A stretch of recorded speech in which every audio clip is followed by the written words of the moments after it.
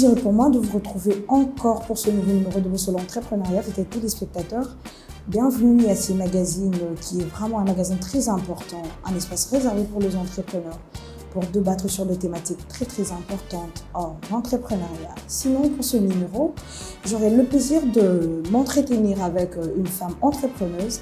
Laissez-moi vous dire qu'elle évolue bien dans son domaine. Elle est plus dans la communication digitale et audiovisuelle. Elle, c'est Alexandra Niatem, à qui je dis bonjour. Bonjour Audrey. Vous allez bien? Ça va très bien, merci. Très en forme. Ça va, on est là. Le climat d'affaires en République démocratique du Congo. Le climat global, je pense qu'on reste quand même dans une période de crise sanitaire, finalement, même si on ne le ressent plus au niveau de la maladie en tant que telle, mais qui, au niveau des affaires, se porte de manière, on va dire, assez stable. Assez stable. On sent que l'activité revient quand même petit à petit et peu importe les domaines, finalement. Voilà, alors il n'y a pas si longtemps que le docteur Muyembe venait d'annoncer la probabilité de la 5e vague de la Covid-19. Pensez-vous que cela va encore handicaper cette fois-ci votre entreprise? Alors, la chance, entre guillemets, qu'on a, c'est d'être dans un domaine qui permet de programmer les choses. Ça veut dire que on arrive à s'organiser, en tout cas dans mon cas et dans le cas de la chaîne qui ne fait que du différé. Ça veut dire qu'on ne propose pas de direct sur la première année, ce qui fait en sorte qu'on arrive à anticiper notre travail.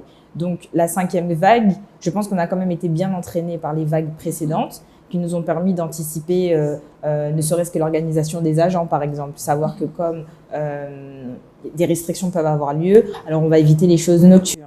On va, au niveau des événements qu'on va couvrir, éviter les choses festives pour éviter d'être handicapé. Donc, c'est des réajustements, en fait. Voilà. Déjà, s'il faudra faire marche en arrière, on a vécu pendant la première vague, la deuxième, la troisième, jusqu'à la 4e vague. Et ce moment de crise sanitaire a été un moment favorable pour vous de faire avancer votre entreprise ou bien l'entreprise avait vraiment connu faillite aussi? Alors, pour le coup, je vais peut-être parler plutôt côté AM Partners parce que Star TV est né, on va dire, après le Covid ou du moins après le début. Moi, le Covid, ça a été plutôt une opportunité parce que ça m'a permis de déjà créer l'entreprise qui est née aujourd'hui il y a 2 ans et demi environ en France et qui est venue s'installer à Kinshasa. Et ça nous a permis en fait de créer des services qui soient adaptés à des communications qui n'ont pas besoin de déplacement. Donc concrètement, le Covid, c'est ce qu'il a complètement provoqué, le fait de ne plus pouvoir se déplacer, donc qui a montré l'importance du digital. Et donc dans le cas de l'agence, ça a été quelque chose d'important pour nous de se dire qu'il était important pour nos clients d'être présents sur ces plateformes-là. Voilà, merci beaucoup. Sinon, fidèles téléspectateurs, je vous rappelle que Alexandra Niatem est cofondatrice de l'agence AM Partners. Donc voilà, c'est une agence de communication digitale. Et je suis DG de Star TV, qui est une chaîne de télévision qui a vu le jour, vous avez dit, ça fait combien de temps? Alors, ça fait 1 an que je travaille dessus et ça fait à peu près 1 mois et 4 jours qu'elle émet sur toutes les ondes. Vraiment, en tout cas, bonne chance à vous pour la suite. Merci, merci beaucoup. Alors, nous allons entrer dans le vif du sujet. La question qui nous est posée est de savoir comment investir en communication digitale et audiovisuelle en République démocratique du Congo. Alors, le premier investissement que je dirais, d'abord, il est cérébral. Ça veut dire qu'avant tout, le but, c'est vraiment de connaître son domaine et de continuer de se renseigner dessus. Dans le sens où, par rapport à d'autres entreprises comme la télévision qui demande plus de moyens parce que vous avez besoin de matériel, vous avez besoin d'équipe, la communication, avant tout, c'est l'apprentissage que vous donnez et les stratégies que vous réfléchissez pour un client. Donc, le premier investissement, comme je dis, pour moi, il est d'abord psychologique et il est d'abord intellectuel. Ensuite, le deuxième, je pense qu'il est de savoir déléguer. Parce que la communication, c'est très large. Vous avez le digital, vous avez l'événementiel, vous avez le graphisme, vous avez la presse, vous avez la direction artistique dans laquelle on trouve la photo, la vidéo. Il faut avoir conscience qu'on ne peut pas tout faire. Et je pense que c'est l'erreur que beaucoup de gens, parfois d'agences très petites font, c'est qu'elles oublient de déléguer les choses qu'elles ne savent pas forcément très bien faire. Erreur que j'ai aussi faite au début. Mais je pense que c'est ce type d'investissement. Donc d'abord intellectuel et ensuite au niveau des équipes. Tout en restant dans le même chapitre, aujourd'hui, d'où puisez-vous cette motivation d'entreprendre dans la communication? C'est parce que votre père, qui est connu, qui est parmi les figures emblématiques du média congolais, exerce là-dessus ou bien c'est une passion? Alors, déjà, dans un premier temps, c'est d'abord l'agence AM Partners, une agence que j'ai créée bien avant de venir au Congo. Ça veut dire que l'amour de la communication, comme j'aime bien le dire même quand j'en parle avec mon père, c'est un amour qu'on a eu de façon parallèle. Ça veut dire que moi, je l'ai eu dans mes expériences, mais sans une volonté directe de le suivre. C'est vraiment un amour que j'ai eu de mon côté. Aujourd'hui, pourquoi avoir vraiment... qu'est-ce qui peut me motiver? Je pense que c'est d'abord d'aimer mon travail, parce que pour moi, c'est pas un travail. C'est aussi un piège, parce que du coup, on ne sait pas quand s'arrêter, pardon. Mais ce qui me motive tous les jours, je pense que c'est de voir la différence entre le moment où vous récupérez un client et la nouvelle image qu'il a grâce à vous. Et ouais, je dirais que c'est ça. Et ma deuxième motivation, effectivement, ça reste quand même mes équipes aujourd'hui, qui sans eux, je peux rien faire et pas gérer 2 entreprises en même temps. Voilà, la gérance de 2 entreprises en République démocratique du Congo, vous ne sentez pas que ça fait un peu de trop avec tout ce qu'il y a comme taxes à payer? Comment vous faites pour vous en sortir? Comme je l'ai dit, je pense que le secret, c'est de déléguer déjà, de comprendre ses limites, de comprendre que même quand on est dirigeante, il y a des choses qu'on ne sait pas faire. Donc, il ne faut pas hésiter à se faire accompagner de cabinets d'experts comptables, de fiscalistes, d'assistants. Parce que comme je le dis, il y a plein d'endroits où je ne peux pas aujourd'hui aller et grâce à mes assistants, ça me permet aussi de pouvoir déléguer. Au niveau maintenant, on va dire, du monde fiscal du Congo, c'est quelque chose que j'ai découvert en arrivant. Alors, j'ai été étonnée, mais j'ai envie de dire de manière positive de la structuration avec laquelle le monde fiscal a été fait ici, parce qu'on aurait pu avoir le cliché de se dire j'arrive dans un pays d'Afrique, dans des pays en développement, donc je pense que je peux mettre de l'argent partout et puis commencer une entreprise. Non, au Congo, c'est quand même très bien réglementé. Donc, avec ses défauts, hein, mais c'est quand même réglementé. Et aujourd'hui, je pense que c'est juste déjà anticipé. Et le secret, c'est de ne pas attendre qu'on vienne vous chercher. Ça veut dire que ne pas attendre d'avoir vos amendes, ne pas attendre d'avoir des mises en demeure. De vous-même, il faut avoir la bonne foi de déclarer ce que vous faites pour éviter d'avoir des problèmes derrière. Tout justement, et s'il faudra appliquer la théorie de sell-in and sell-out, quelle est la meilleure théorie ou soit la meilleure pratique qui peut très bien marcher ici au Congo? Alors déjà, en très grande majorité, et je dirais même plus à Kinshasa, parce que Kinshasa a une mentalité, une façon de travailler très différente de ce qu'on peut trouver à l'Est, à Lubumbashi, ou alors à Goma ou à Bukavu, ou alors dans l'Équateur ou dans d'autres provinces du pays. La recommandation pour moi, c'est le secret du succès, mais dans le monde entier. Moi, je vis par une phrase qui dit il n'y a pas meilleure publicité qu'une bonne réputation. Ok. Vous pouvez faire il n'y a pas meilleure publicité qu'une bonne réputation. En tout cas, oui. C'est ce qu'on peut retenir d'Alexandra Niatem. Alors, aujourd'hui aussi, on est tous sans ignorer que vous vivez à cheval entre l'Afrique et l'Europe. Oui. S'il faudra faire une analyse ou une petite lecture sur la communication audiovisuelle, dans digital, qu'est-ce que vous pouvez dire là-dessus?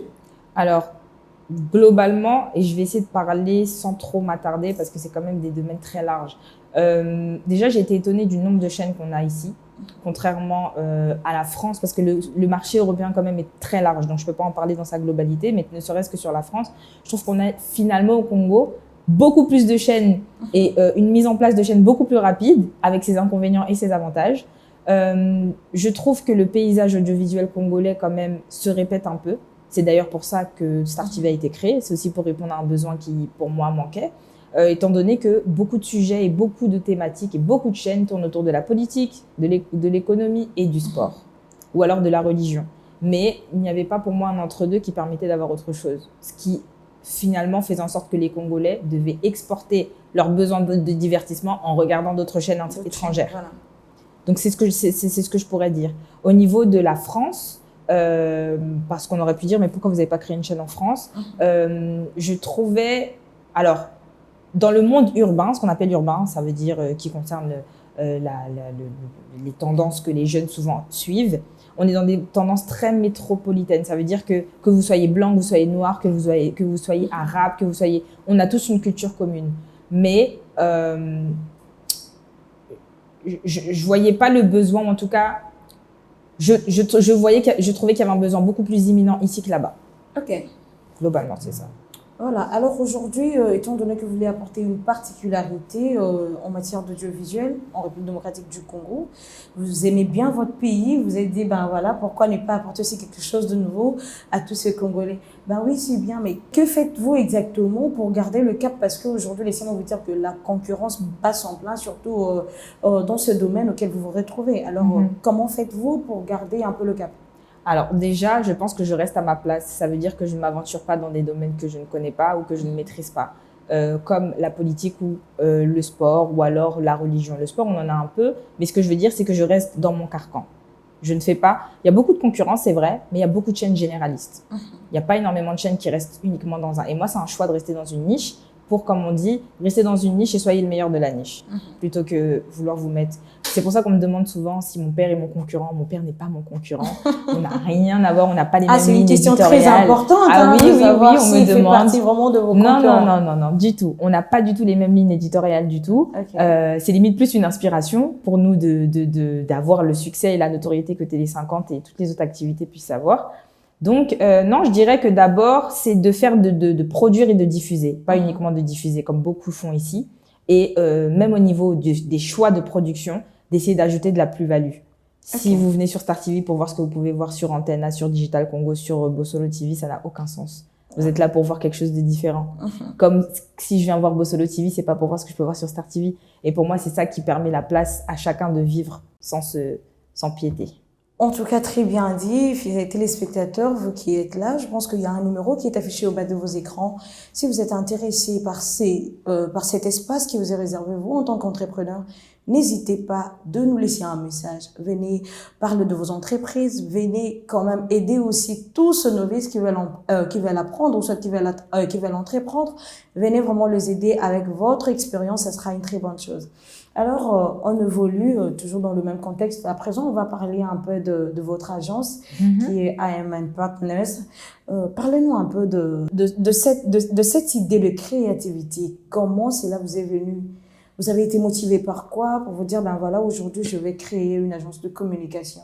Alors, comme je l'ai dit, c'est une agence qui est née en France. Elle est née avec deux constats. Le premier, c'était que il y avait beaucoup d'entrepreneurs, parce que ça reste quand même la grande cible de l'agence, qui ne pensaient pas avoir les moyens de pouvoir avoir une agence de communication. Ils se disaient qu'à chaque fois, pour pouvoir faire une communication, il va falloir ou prendre un graphiste, ou prendre un photographe, ou faire une vidéo. Mais c'était juste des petites choses, ou prendre quelqu'un pour faire un site internet. Mais ils ne pensaient pas pouvoir avoir les moyens d'avoir une agence qui peut tout faire pour eux. Donc moi, ça a été vraiment, limite, ma motivation de me dire, finalement, un entrepreneur, c'est quelqu'un qui a une idée, qui commence avec un petit truc qui, des fois, a le nom, des fois, n'a pas forcément le nom, mais et pour lequel vous allez mettre une image sur tout ce qu'il a dans sa tête. Et pour moi, cet accomplissement-là était important dans l'ADN de l'agence. Deuxièmement, comme je l'ai dit, c'est une agence que j'ai créée dans mon salon. Ça veut dire qu'aujourd'hui, on est 7 dans l'agence, mais il y a encore, mais à mes débuts, j'étais dans mon salon, je répondais aux appels d'offres moi-même, et ensuite, je déléguais à un petit graphiste que je payais sur le côté, etc. Et je pense que je l'ai fait parce que il faut savoir qu'en France, beaucoup d'agences sont gérées par des personnes blanches avec un héritage culturel français. Ok. Mais il n'y a pas énormément de personnes qui tiennent des agences d'origine africaine dans sa globalité, hein, pas forcément congolaise, et qui arrivaient parfois à comprendre les subtilités de la publicité. Ça veut dire qu'aujourd'hui, quand vous allez voir une agence qui n'a pas forcément ces affinités-là et qui doit parler d'Afrique, ils vont mettre tous les clichés de l'Afrique. Ils vont vous mettre des drapeaux verts ou jaunes, ils vont vous mettre du pagne à gauche, à droite, ils vont vous mettre du coupé-décalé sans comprendre que coupé-décalé, c'est en Côte d'Ivoire, le Dombolo, c'est en… Exactement. Et toutes ces subtilités-là manquaient dans la publicité. Et je pense que c'est un peu la plus-value qu'on a apportée à nos clients, c'est de leur dire on est un peu comme vous, on a les mêmes héritages. Donc, on sait comment communiquer. Déjà par ça, et on se renseigne aussi beaucoup quand on crée des stratégies, parce qu'on n'a pas la science infuse. Voilà, alors aujourd'hui, vous en tant qu'entrepreneur, quelle est la différence que vous établissez entre l'entrepreneuriat, le business et puis le débrouillardise? Alors déjà, il y a une grande différence que je dis souvent. Aujourd'hui, je suis entrepreneur parce qu'on me voit développer des entreprises, mais aujourd'hui, je suis devenue chef d'entreprise. Et c'est une très grande différence. Un entrepreneur, il peut être tout seul. Un photographe, c'est un entrepreneur. Un journaliste, c'est un entrepreneur parce qu'il va chercher son argent, parce qu'il doit aller chercher ses petits marchés, parce qu'il doit gérer une comptabilité, mais ça ne le concerne que lui. Aujourd'hui, je suis chef d'entreprise parce qu'à la fin du mois, donc dans 4 jours, je dois payer une vingtaine de personnes de deux entreprises. Donc la différence, elle est juste là. C'est qu'en fait, des gens comptent sur vous. Vous créez tout un système sur lequel vous n'êtes plus tout seul. C'est ça la grande différence. Et que vous devez avoir une vision beaucoup plus long terme que quand vous êtes tout seul. Si moi, j'arrive pas à avoir des moyens sur le mois prochain, je vais devoir me débrouiller pour trouver des petits marchés. Quand j'ai des gens qui comptent sur moi, il faut que je pense 3 mois, 6 mois et 1 an en avance pour être sûr de pouvoir leur assurer la longévité de l'entreprise. Mais aujourd'hui aussi, il faudra préserver sa richesse ou sa fortune. Pensez-vous qu'un entrepreneur peut mieux le faire plutôt qu'un businessman? Je pense que dans tous les cas, il faut garder un esprit d'entrepreneur, mais on devient par son statut chef d'entreprise. Parce que dans tous les cas, vous allez devoir vous réinventer. Des Star TV, il y en aura 12 peut-être qui vont s'inventer pendant l'année. Si je reste avec les mêmes idées, je vais vite me faire dépasser par les gens qui arrivent. Donc, il faut toujours être dans je vais pas dire la compétition, mais dans la compétitivité. C'est très important. Et de toujours se dire, OK, aujourd'hui, on arrive à gagner de l'argent par la publicité. Comment on peut réussir à créer d'autres projets autour pour continuer de gagner de l'argent? Et ça, c'est l'entrepreneuriat qui crée ça.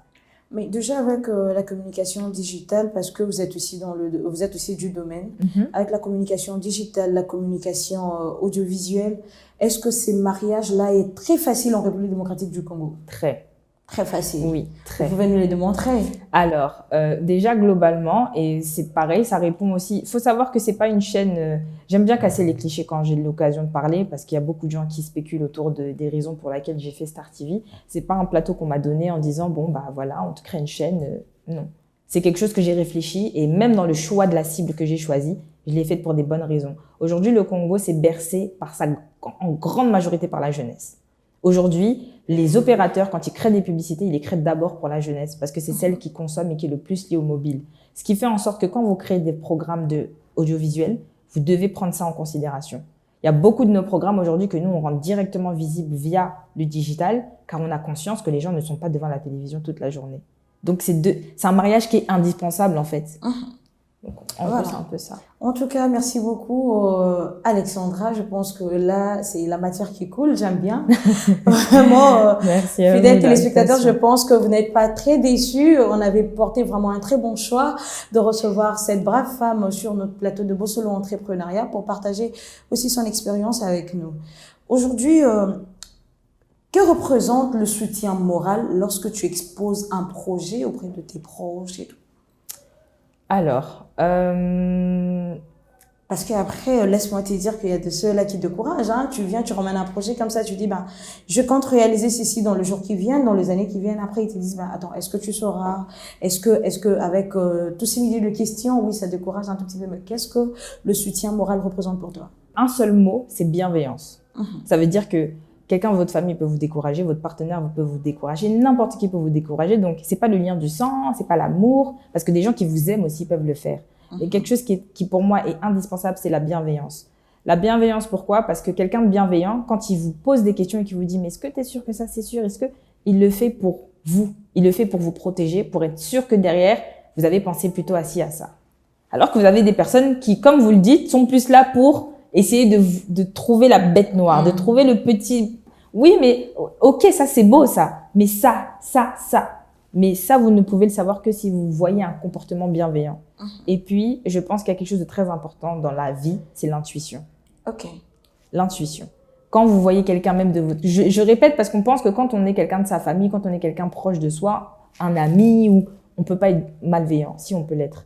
Mais comme je le dis, Dieu a mis quelque chose en nous qui s'appelle l'intuition, qui nous permet de comprendre quand on présente quelque chose qu'on dit ça c'est quelqu'un d'un peu jaloux, ça c'est quelqu'un qui est là pour moi. Et des fois vous pouvez être étonné que ce soit souvent des étrangers qui sont plus motivants. Exactement, plutôt que vos propres frères, vos entourages. C'est ça. Mais aujourd'hui vous gérez 2 entreprises. Oui. Tout à l'heure vous venez de dire dans 15 jours il faudra penser à la paye de toutes ces personnes qui vous entourent et de toutes ces personnes qui apportent quand même une pierre à l'édifice.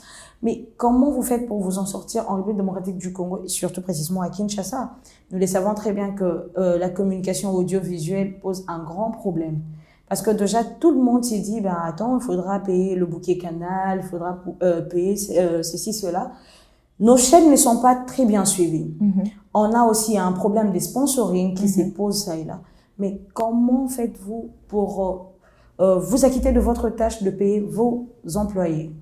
Alors déjà, c'est prévoyance, comme je l'ai dit, avant le mois de mars. Le mois de mars, je l'ai prévu au mois de janvier, ce qui permet de ne pas stresser au mois de mars. Après, vous avez des imprévus, parce qu'on reste dans un pays, et dans beaucoup de pays aussi, dans lequel il y a beaucoup d'urgences qui peuvent arriver.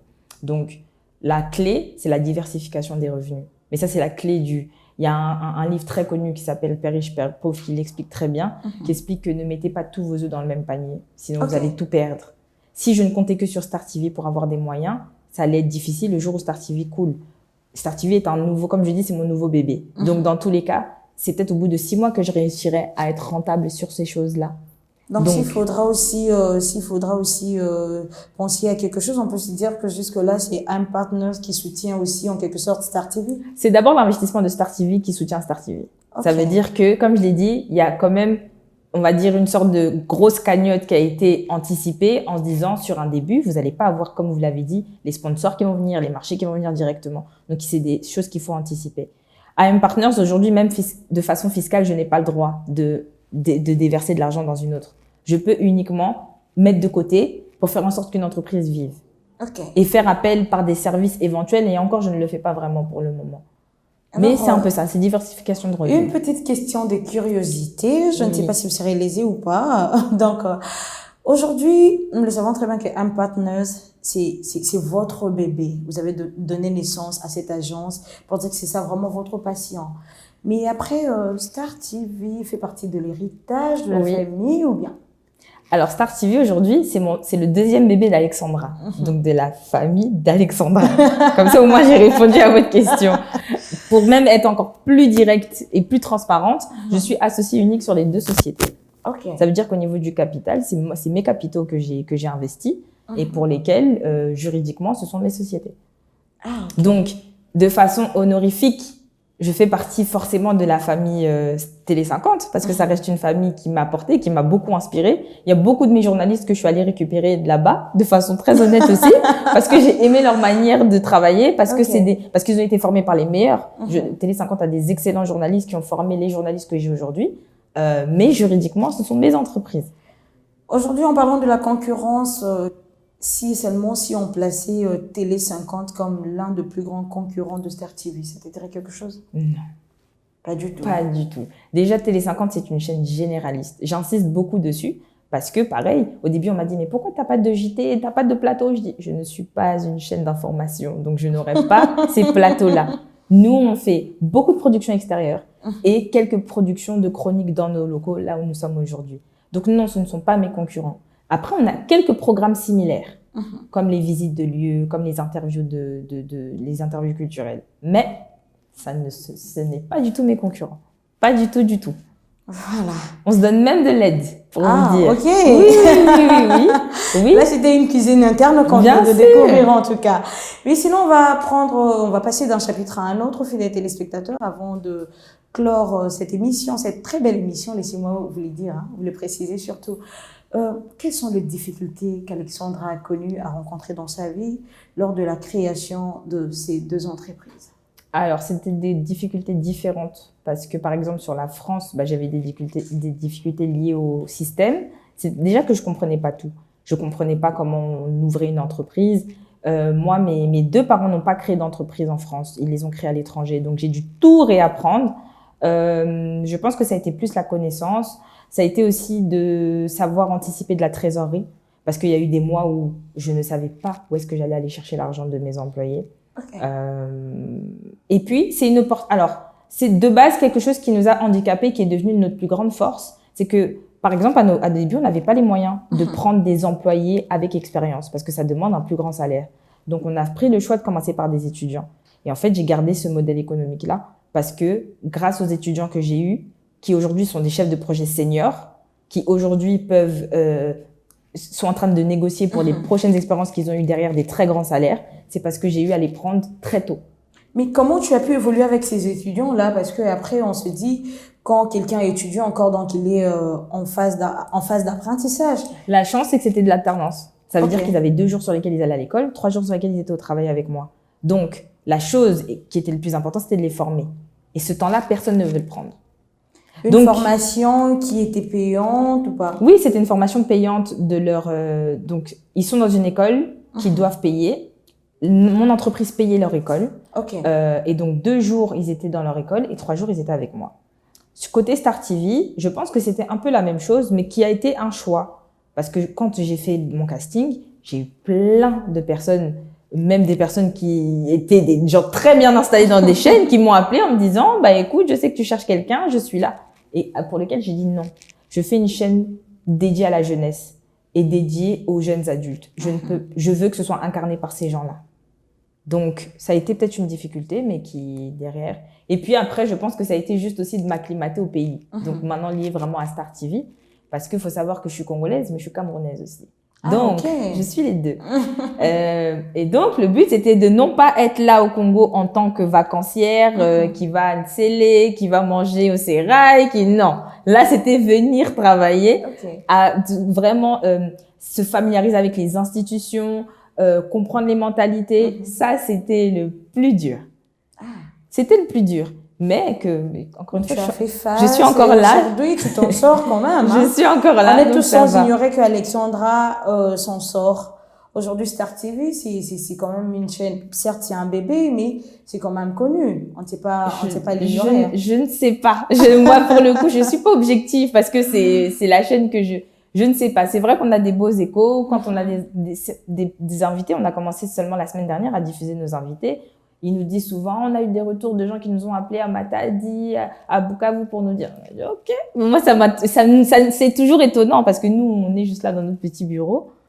Voilà. Mais, allant de tes réalisations, allant de zéro jusqu'à là où tu es arrivée aujourd'hui, qu'est-ce qu'on peut attendre d'Alexandra dans les années qui viennent? Alors, bizarrement, on me demande ça à chaque fois parce qu'on me dit, mais toi, tu crées des entreprises tout le temps. Bah, bizarrement, je ne suis pas sur une création d'entreprise, une prochaine. J'ai vraiment envie de consolider celle-ci et que ça devienne vraiment des institutions dans ce qu'elle représente ici. Mais je pense que ma vocation la plus profonde que j'aimerais vraiment mettre en place, c'est non pas une association ou une fondation en tant que telle, mais c'est vraiment un programme ou une initiative qui pourrait aider les jeunes femmes noires. Pas forcément congolaises dans leur globalité, parce que pareil, d'être un enfant d'Afrique, ça me permet d'être très large dans ce à quoi j'aspire, parce que c'est quelque chose qui a beaucoup porté ma vie, de devoir me battre, de devoir travailler parmi d'autres nationalités, de devoir montrer ma place. Et je pense que si je peux vraiment aider dans ce sens-là, je le ferai. Alors, quels sont les mécanismes que vous mettez en place pour faire avancer les choses dans vos 2 entreprises? Beaucoup de suivi, beaucoup de listes de tâches et beaucoup de réunions de récap. Le matin, comme je dis, c'est un peu comme quand on prépare ses enfants pour aller à l'école. Ils le savent, entre minuit et 6 heures du matin, quand ils ouvrent leur WhatsApp, ils voient mes messages. Aujourd'hui, il faut faire ça, ça, ça. Aujourd'hui, il faut faire ça, ça, ça. Je suis obligée de le faire. Sinon, je ne m'en... À partir du moment où je suis dans la voiture, je n'ai plus le temps, je cours, etc. Donc, je pense que c'est le secret. Faire des récapitulatifs tout le temps. Et montrer aussi à ses employés qu'on est là s'ils ne savent pas faire. C'est très, très, très important. Ça t'arrangerait de travailler aussi un jour chez quelqu'un? Certes, oui, Alexandra est entrepreneur, elle a ses 2 entreprises, mais un partenaire de taille te demande de travailler avec lui. Ça t'arrangerait? Je me ferme à rien dans la vie parce qu'on ne sait jamais. Je ne suis pas fermée. Je pense que j'aimerais juste au moins avoir la liberté de gérer toujours mes équipes. Ça, c'est quelque chose qui est indispensable pour moi. Mais je ne suis pas fermée. Tout dépend du montant. Tout dépend de ce que c'est. Et aujourd'hui, si par exemple, Bossolo Télévision s'est dit, ben voilà, Alexandra, on te veut chez nous, tu as travaillé avec nous. Donc, Ah, mais là, c'est différent. Ah, là, vous êtes une chaîne de télévision. Ah non, là, c'est différent. Voilà. C'est différent. Après, sur un point de vue, encore une fois, j'ai 2 entreprises. D'un point de vue communication, d'un point de vue stratégie, l'agence, elle doit avoir l'agence n'a pas d'exclusivité avec Star TV. Des clients viennent, elle est là pour proposer ses services. Mais côté Star TV, ça reste mon enfant. Donc... Qu'est-ce que l'agence propose aux clients comme service? Ah oui, donc demain, nous sommes en entretien en fait. Voilà. Alors au niveau des services, déjà on est une agence de stratégie. Ça veut dire que c'est impossible de venir de nous dire on a besoin d'un flyer pour dans 2 jours. Je refuse toujours. D'abord, ce qu'on fait, c'est qu'on apporte des idées. L'agence part d'idées et du besoin. Ça veut dire que Récemment, on a pu travailler pour la présidence, pour qui on a fait de la coordination d'événements. On peut faire de la stratégie digitale. On peut refaire toute une identité visuelle. Bossolo TV demain veut refaire son logo, reprendre de nouvelles couleurs, un peu comme ce que la RTNC a fait récemment. Oui. L'agence peut s'occuper de faire ce travail. Donc, c'est vraiment de redonner une nouvelle image, peu importe le type de support dont vous avez besoin. Au départ, vous avez dit que l'idée de l'agence a commencé en France. Oui. Mais aujourd'hui, vous ne pensez pas implanter cette agence en République démocratique du Congo, allant à l'est du pays, Bien sûr, Katanga c'est prévu. C'est pour ça que, comme je l'ai dit, je suis plus sur de la consolidation de mes entreprises actuelles plutôt que dans de la création de d'autres. Donc là, on est plus sur de l'ouverture d'antennes. Et la prochaine qui, je le dis un peu en exclusivité, est sur le Lubumbashi. Tout ce que vous faites aujourd'hui, ça a trait avec vos études ou bien c'est un coaching appris ailleurs? Non, j'ai la chance d'avoir su assez tôt. J'ai commencé par faire de l'événementiel parce que j'ai dit à mes parents, j'ai envie d'organiser des fêtes pour ma fille. Ils m'ont dit, ma fille, c'est pas un métier. J'ai dit, si. Et donc, j'ai fait des études en événementiel et ensuite, j'ai fait un double master en communication et en marketing. Donc, ça corrèle avec ce que j'ai fait. Après, une chaîne de télévision, non. J'ai vu mon père depuis que je suis née être dedans. J'ai apprécié de loin, sans savoir qu'un jour, j'allais être amenée à en diriger une. Mais oui, ça a corrélé d'une manière, oui. Voilà, en tout cas, fidèles téléspectateurs, à titre de rappel, Alexandra Niatem est la fille à M. Jean-Marie Kassamba, qui aujourd'hui est parmi les grandes figures emblématiques du média congolais. Nous sommes en train de chuter déjà, madame. Alors, quels sont les conseils que vous pouvez donner à tous ces novices, à tous ces débutants dans l'entrepreneuriat? Parce qu'il y a de ceux-là qui se posent mille et une questions. Ils ont des idées, mais ils ne savent pas où commencer. Il y a aussi de ceux-là qui se disent, ben attends, j'ai l'argent, je peux poursuivre des études, je peux poursuivre des études en entrepreneuriat, qui sont aujourd'hui d'évoluer. Mais vous avez des conseils très particuliers à donner à ces novices? Je pense que j'en ai deux. N'attendez pas l'argent. N'attendez pas l'argent, parce que l'argent viendra tout seul. Les choses vont... Comme on dit, l'entrepreneuriat, c'est des montagnes. C'est des montagnes. Donc, ne voyez pas uniquement que le succès. J'ai fait une vidéo récemment sur mes réseaux sociaux pour montrer comment Star TV est né et pour permettre à des gens de comprendre que ça n'a pas été tout rouge. J'ai eu des jours à l'hôpital, j'ai eu des jours où je pleurais, j'ai eu des jours où je faisais des crises d'angoisse, comme j'ai eu des jours où j'ai pu signer des très beaux contrats, des jours où mon signal a été allumé. Mais c'est les deux. C'est pas l'un et l'autre. Comme je dis, c'est une rose et des épines. C'est les deux qu'il faut prendre. Et le deuxième conseil que je donnerais, c'est un peu lié avec notre baseline qui est née pour briller, c'est que suivez votre don. Okay. Votre don, c'est ce qui vous rendra riche, parce que vous le ferez sans vous en rendre compte. Votre don, c'est ce qui vous rendra riche et vos études ne vous rendront pas riche? Les études, si elles corrèlent avec le don, oui. Et les études, ça donne de la connaissance, peu importe. C'est pour ça que des fois, vous avez des ingénieurs en informatique qui finissent par être des chanteurs. Vous dites, mais finalement...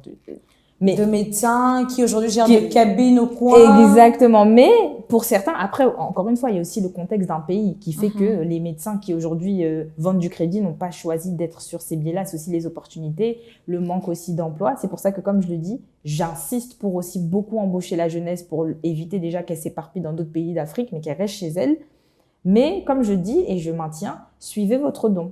Parce que le don, c'est ce qu'on fait sans se rendre compte. Et si on fait son don sans s'en rendre compte 1 fois, 2 fois, 4 fois, 5 fois, 6 fois, vous pouvez faire payer ça à quelqu'un et en vivre. Pour prendre ma toute dernière question, nous avons 95% de chômeurs en République démocratique du Congo. 3% de travailleurs qui sont dans l'informel et 2% qui sont dans l'informel. Qu'est-ce qu'Alexandra, aujourd'hui en tant qu'entrepreneur, peut faire pour réduire le taux de chômage en République démocratique du Congo? Ça paraît encore très simple et je pense que je viens de le dire, c'est vraiment d'embaucher en local. Ça veut dire que comme je le dis souvent et je leur disais beaucoup ça quand je les ai formés, je suis chez vous. J'en ai conscience. J'en ai conscience. Je suis d'origine, c'est mon pays d'amour, de ma patrie, mais je suis d'abord chez vous. Donc c'est vous qui allez faire Star TV, c'est pas moi. Donc pour moi, je ne peux pas faire Star TV sans la jeunesse qui la représente. Et justement, parce que pour certains, il y en a certains qui sont encore à l'école. Il ne faut pas croire que c'est seulement juste des agents. Il y en a certains qui viennent seulement les mardis, les vendredis, etc. Parce que pour montrer justement que vous pouvez devenir responsable, aider vos parents grâce à ce petit emploi que vous avez ici. Et c'est vrai. Et pour moi, tout entrepreneur doit prendre ça en considération. Arrêtez d'aller chercher forcément directement des talents extérieurs qui viennent de Chine, d'Inde, de France. investissez chez vous. Mais ça va prendre du temps. Parce que pareil, j'ai dû prendre mes employés pendant 3 mois de formation, où il n'y avait pas de signal, il n'y avait pas de télé, il n'y avait même pas de studio, on était dans un petit bureau, mais que je prenais le temps d'expliquer pour qu'aujourd'hui, ils puissent être responsables et tenir la chaîne sans que je sois là. Donc, Voilà. embaucher en local. Embaucher en local. Vraiment, merci beaucoup, fidèles téléspectateurs. Merci à vous d'être si nombreux pour nous suivre. Mais on va prendre ce petit élément. Ensuite, on va clôturer.